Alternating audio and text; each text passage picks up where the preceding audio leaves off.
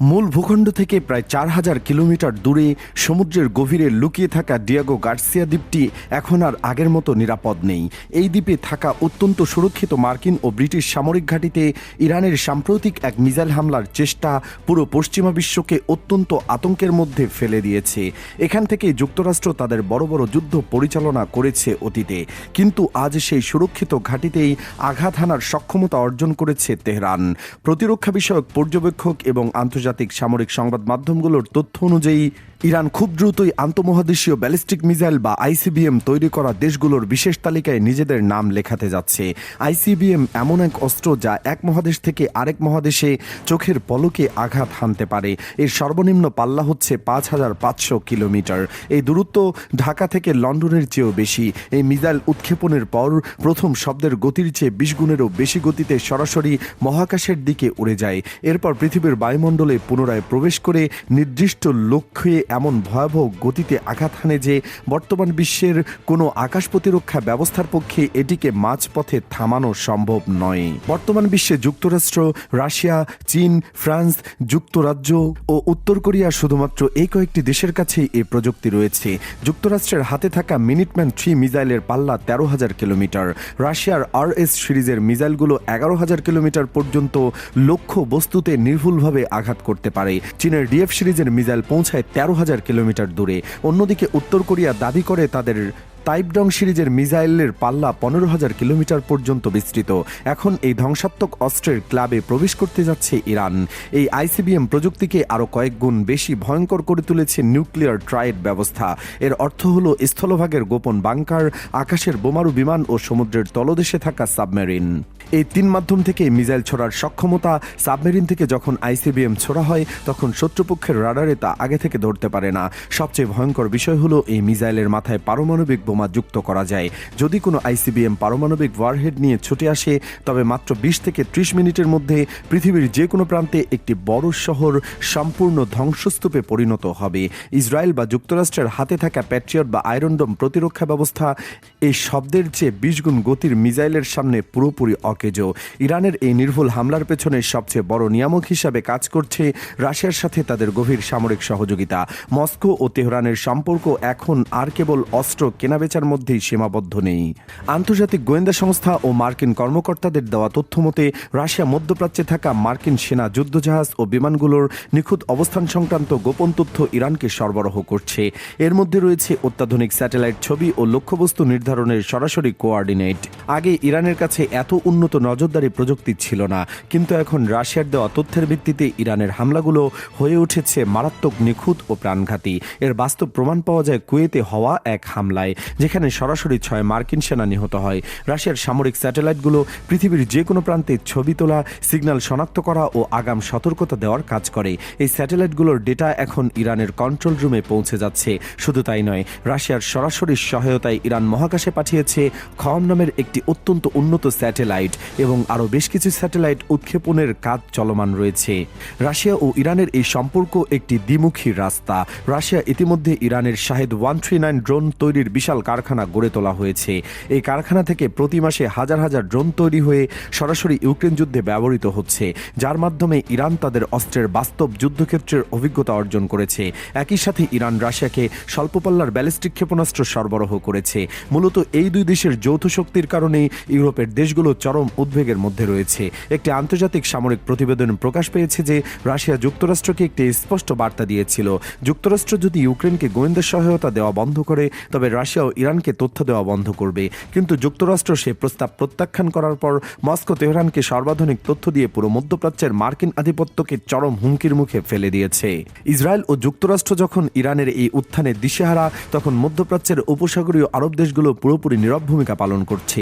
ইসরায়েলের প্রধানমন্ত্রী Benjamin Netanyahu বারবার আহ্বান জানিয়েছেন যে ইরান পুরো বিশ্বের জন্য হুমকি, তাই সকল দেশকে একসাথে ইরানের বিরুদ্ধে সামরিক জোটে যোগ দিতে হবে। কিন্তু এই আহ্বানে মধ্যপ্রাচ্যের একটি দেশও সাড়া দেয়নি। একটি আন্তর্জাতিক গবেষণার পরিসংখ্যানে দেখা গেছে সাম্প্রতিক সময়ে ইরান উপসাগরীয় দেশগুলোর দিকে প্রায় ৪,৯০০ ক্ষেপণাস্ত্র ও ড্রোন ছুড়েছে। অন্যদিকে ইসরায়েলের দিকে ছোড়া হয়েছে প্রায় ৮৫০টি। ইরান সরাসরি ঘোষণা দিয়েছে তারা কেবল সামরিক লক্ষ্যবস্তুতেই আঘাত করে। যদি অনেক ক্ষেত্রে এসব অস্ত্র আবাসিক এলাকা, বিমানবন্দর বা হোটেলে গিয়ে পড়েছে। তবুও উপসাগরীয় দেশগুলো ইরানের বিরুদ্ধে সরাসরি কোনো পাল্টা আক্রমণ করছে না। কুয়েতের অবসরপ্রাপ্ত সেনা কর্মকর্তা ফাহুদ আল সেলেমি আরব দেশগুলোর এই অবস্থানকে পজিটিভ এয়ার ডিফেন্স বলে আখ্যায়িত করেছে। অর্থাৎ তারা শুধু ধেয়ে আসা মিসাইল ধ্বংস করছে, কিন্তু নিজেরা ইরানের আক্রমণ করছে না। তারা খুব ভালো করেই জানায় সরাসরি যুদ্ধে জড়ালে ইরান তাদের ছাড়বে না। উপসাগরীয় দেশগুলোর এই নীরবতার পেছনে সবচেয়ে বড় কারণ হলো যুক্তরাষ্ট্রের উপর তাদের চরম আস্থার সংকট। তারা ইতিহাস থেকে শিক্ষা নিয়েছে। 2011 সালের গণঅভ্যুত্থানের সময় দীর্ঘদিনের মিত্র হোসনি মোবারককে ক্ষমতা ছাড়তে বাধ্য করেছিল যুক্তরাষ্ট্র। আবার সিরিয়ায় যেসব কুর্দি বাহিনী মার্কিন সেনাদের সাথে কাঁধে কাঁধ মিলিয়ে লড়েছিল, কাজ শেষ হওয়ার পর যুক্তরাষ্ট্র তাদের মাঝপথে একা ফেলে চলে যায়। আরব নেতারা বুঝতে পেরেছেন যুক্তরাষ্ট্রের ভরসায় ইরানের মতো মহাশক্তির সাথে যুদ্ধে জড়ানো চরম বোকামি। যে কোনো সময় ওয়াশিংটন তাদের সমর্থন প্রত্যাহার করে নিলে উপসাগরীয় দেশগুলোকে একা ইরানের রোষানলে পড়তে হবে। তাছাড়া ভৌগোলিক দিক থেকেও এই দেশগুলো ইরানের একদম নাগালে। ইরান সমর্থিত সশস্ত্র গোষ্ঠীগুলো আরব শহরগুলোর খুব কাছাকাছি অবস্থান করছে। এই অঞ্চলে সরাসরি যুদ্ধ শুরু হলে উপসাগরীয় দেশগুলোর জাঁকজমকপূর্ণ অর্থনীতি ও স্থিতিশীলতা মুহূর্তের মধ্যে ধূলিসাৎ হয়ে যাবে। তাই দুবাই বা রিয়াদের মতো শহরগুলো বাঁচাতে তারা ইসরায়েল বা যুক্তরাষ্ট্রের হয়ে ছায়াযুদ্ধে নামতে সম্পূর্ণ নারাজ। মাঠ পর্যায়ে যখন ইসরায়েল একা এবং মার্কিন ঘাঁটিগুলোতে প্রতিনিয়ত ইরানের নিশানায় পরিণত হচ্ছে, তখন যুক্তরাষ্ট্রের অভ্যন্তরীণ রাজনীতিতে শুরু হয়েছে চরম অস্থিরতা। প্রেসিডেন্ট ডোনাল্ড ট্রাম্প সম্প্রতি এক প্রকাশ্য অনুষ্ঠানে দাবি করেছেন যে ইরানের সাথে তাদের সঠিক ব্যক্তিদের মাধ্যমে যোগাযোগ চলছে। ট্রাম্পের ভাষায় ইরান নাকি চুক্তি করার জন্য মরিয়া হয়ে আছে। তিনি আরও দাবি করেছেন ইরান যুক্তরাষ্ট্রকে তেল ও গ্যাস সংশ্লিষ্ট বড় অঙ্কের একটি উপহার পাঠিয়েছে। এই গোপন যোগাযোগের পেছনে মার্কিন ভাইস প্রেসিডেন্ট জেডি ভেন্স, পররাষ্ট্রমন্ত্রী মার্কো রুবিও, স্টিভ উইটকফ এবং ট্রাম্পের জামাতা জ্যারেড কুশনারের মতো শীর্ষ কর্মকর্তারা সরাসরি যুক্ত আছেন বলে জানানো হয়েছে। ট্রাম্প দাবি করেছে ইরান পারমাণবিক অস্ত্র তৈরি না করার বিষয়ে সম্মতি জানিয়েছে, কিন্তু বাস্তবতা হলো তেহরান কখনোই ট্রাম্পের এসব দাবির সত্যতা স্বীকার করেনি। ইরান বরাবরই তাদের পারমাণবিক কর্মসূচির বিষয়ে অনড় অবস্থানে রয়েছে। যুক্তরাষ্ট্র ও তার মিত্রদের ঘুম হারাম করে বিগত কয়েক দশক ধরে বড় ধরনের যুদ্ধের প্রস্তুতি নিচ্ছে চীন। মার্কিন আগ্রাসনে যে কোনো মুহূর্তে চীনকে গ্রাস করার চেষ্টা করতে পারে, এই আশঙ্কা থেকে এমন প্রস্তুতি নিচ্ছে বেইজিং। এর অংশ হিসেবে প্রশান্ত মহাসাগরে, ভারত মহাসাগর ও আর্কটিক মহাদেশের তলদেশ জুড়ে চীন একটি বিশাল ম্যাপিং ও মনিটরিং কার্যক্রম পরিচালনা করছে, যার মাধ্যমে সামুদ্রিক পরিবেশ সম্পর্কে বিস্তারিত জ্ঞান তৈরি করা হচ্ছে বলে ধারণা করা হয়। নৌ বিশেষজ্ঞরা মনে করেন যুক্তরাষ্ট্র ও তার মিত্রদের বিরুদ্ধে সাবমেরিন যুদ্ধ পরিচালনার জন্য এই সামুদ্রিক অবস্থার বিস্তারিত জ্ঞান অত্যন্ত গুরুত্বপূর্ণ। 2024 ও 25 সাল জুড়ে ওশান ইউনিভার্সিটি অফ চায়না দ্বারা পরিচালিত গবেষণা জাহাজ ডংফং হং-3 তাইওয়ান ও মার্কিন ঘাঁটি গুয়ামের নিকটবর্তী সমুদ্রে এবং ভারত মহাসাগরে কৌশলগত এলাকাগুলোতে বারবার যাতায়াত করেছে। বার্তা সংস্থা রয়টার্সের পর্যালোচনা করা শিপ ট্র্যাকিং তথ্যে এমন তথ্য জানা গেছে। চীনের ওশান ইউনিভার্সিটি জানিয়েছে 2024 সালের অক্টোবরেও এই গবেষণা জাহাজ জাপানের কাছে সমুদ্রের তলদেশে বস্তু শনাক্ত করতে সক্ষম শক্তিশালী চীনা সেন্সরগুলো পরীক্ষা করেছিল। গত বছরের মে মাসে আবারও একই এলাকায় গিয়ে এটি পরীক্ষা চালায়। চলতি মার্চ মাসে চীনের এই জাহাজটি শ্রীলঙ্কা ও ইন্দোনেশিয়ার মধ্যবর্তী জলসীমায় বারবার যাতায়াত করে মালাক্কা প্রণালীর প্রবেশপথগুলো পর্যবেক্ষণ করছে। সামুদ্রিক বাণিজ্যের জন্য এই অঞ্চলটি একটি অত্যন্ত গুরুত্বপূর্ণ পয়েন্ট। চীনের ওশান ইউনিভার্সিটির দাবি জাহাজটির কাদা জরিপ এবং জলবায়ু গবেষণা করছিল, কিন্তু বিশ্ববিদ্যালয়ে শিক্ষাবিদদের লিখিত একটি বৈজ্ঞানিক গবেষণাপত্র অনুযায়ী এটি সমুদ্রের তলদেশে ব্যাপক ম্যাপিং পরিচালনা করেছে।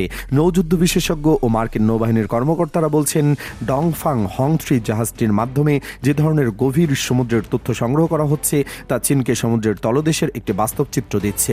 এর মাধ্যমে চীন নিজেদের সাবমেরিনগুলোকে আরও কার্যকরভাবে মোতায়েন করতে পারবে, এমনকি শত্রুপক্ষের সাবমেরিনগুলোকে সহজেই খুঁজে বের করতে পারবে। অস্ট্রেলিয়ার সাবমেরিন বাহিনীর প্রাক্তন প্রধান পিটার স্কট বলেন, এই জাহাজগুলোর জরিপের তথ্য চীনা সাবমেরিনগুলোর জন্য যুদ্ধক্ষেত্র প্রস্তুত করতে সম্ভাব্য অমূল্য হতে পারে। তবে চীনের প্রতিরক্ষা, পররাষ্ট্র ও প্রাকৃতিক সম্পদ মন্ত্রণালয় সমুদ্রের তলদেশে ম্যাপিং ও মনিটরিং কার্যক্রম সম্পর্কে কোনো মন্তব্য করেনি। মার্কিন নৌ গোয়েন্দা দপ্তরের commander rear admiral Mike Brooks বলেন, চীন নাটকীয়ভাবে তাদের সামুদ্রিক জরিপ সম্প্রসারিত করেছে। চীনা গবেষণা জাহাজগুলোর মাধ্যমে সম্ভাব্য সামরিক গোয়েন্দা তথ্য। বিশেষজ্ঞদের মতে গত কয়েক দশক ধরে মার্কিন বাহিনী সমুদ্রের যুদ্ধক্ষেত্রে একটি সুবিধাজনক অবস্থানে ছিল। চীনের এই প্রচেষ্টাই এই সুবিধাকে নষ্ট করার একটি হুমকি দিচ্ছে। এটি যুক্তরাষ্ট্র ও ইউরোপীয় মিত্রদের জন্য উদ্বেগজনক। একে একে সবকিছু বদলে যাচ্ছে। মধ্যপ্রাচ্যের বালিতে ইরানের মিসাইল যেমন আতঙ্কের কালো ছায়া ফেলছে, তেমনি প্রশান্ত মহাসাগরের নীল জলরাশিতে চীনের সাবমেরিনগুলো নীরবে প্রস্তুতি নিচ্ছে ধ্বংসযজ্ঞের।